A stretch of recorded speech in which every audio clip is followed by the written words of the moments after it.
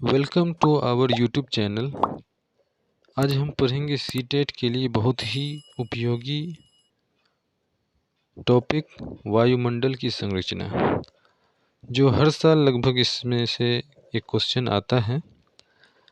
इसमें हम पढ़ेंगे कि हमारा वायुमंडल 5 परतों में विभाजित है, जो पृथ्वी की सतह से आरंभ होती हैं।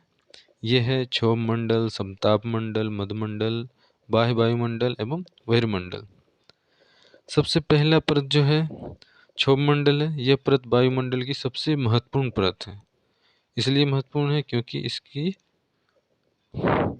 क्योंकि हम इसी मंडल में मौजूद वायु में सांस लेते हैं और मौसम की लगभग सभी घटनाएं जैसे वर्षा, कोहरा एवं ओलावर्षण इसी परत के अंदर होती हैं। इसकी औसत ऊंचाई लगभग 13 किलोमीटर होती है। इसके ऊपर आते हैं समताप मंडल। क्षोभ मंडल के ऊपर का भाग समताप मंडल कहलाता है। यह लगभग 50 किलोमीटर की ऊंचाई तक फैला है। यह परत बादलों, मौसम संबंधी घटनाओं से लगभग मुक्त होती है। इसके फलस्वरूप यहाँ की परिस्थितियाँ हवाई जहाज उड़ाने के लिए आदर्श होती हैं। समताप मंडल की एक महत्वपूर्ण विशेषता यह है कि इसमें ओजोन गैस की परत होती है। यह परत सूर्य से आने वाली हानिकारक गैसों से हमारी रक्षा करती है। इसके ऊपर आते हैं, तीसरी परत है मध्यमंडल। यह समताप मंडल के ठीक ऊपर होती है। यह लगभग 80 किलोमीटर की ऊंचाई तक फैली है।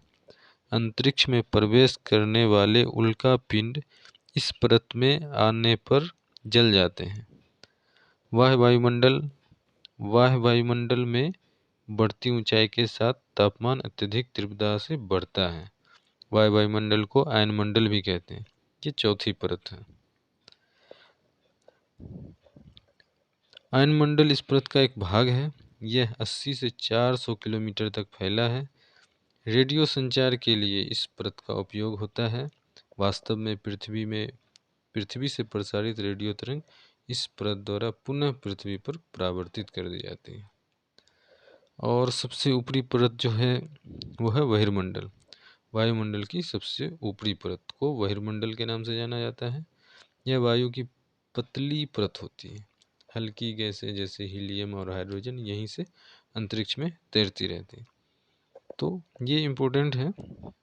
तो हमको इसमें याद रखना है कि क्षोभ मंडल, जिसमें हम लोग सांस लेते हैं, इसकी ऊंचाई 13 किलोमीटर तक होती है। और जो भी मौसम की घटनाएं, वर्षा, कोहरा, ओलावृष्टि इसी परत में होती है। उससे ऊपर समताप मंडल में याद रखना है कि ये जहाज उड़ाने के लिए सबसे अच्छी परत मानी जाती है। उसके ऊपर मध्यमंडल है। मध्यमंडल जिसमें उल्का पिंड जो ऊपर से आता है, वो उल्का पिंड इस परत तक आते आते जल जाते हैं। उसके ऊपर जो है वाह्य वायुमंडल।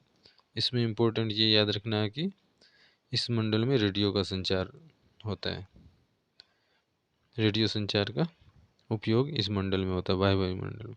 और उससे ऊपर जो है बहिर्मंडल, सबसे ऊपर, उसकी परत पतली होती है, जिससे उसमें हीलियम और हाइड्रोजन गैसें वहाँ पे तैरती रहती है, जो अंतरिक्ष तक तैरती रहती हैं। तो यही इम्पोर्टेंट है।